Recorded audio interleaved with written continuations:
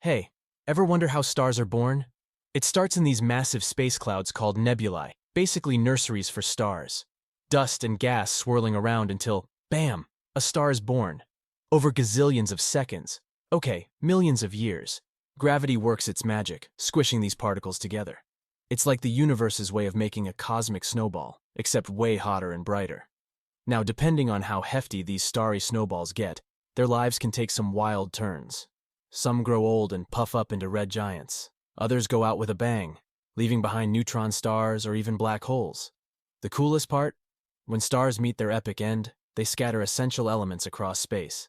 It's like they're seeding the cosmos with the stuff of life, stardust spreading far and wide. So next time you look up at the night sky, remember you're staring at the grand tale of cosmic creation and destruction. Stars, from dust to dazzling powerhouses, each with their own cosmic saga.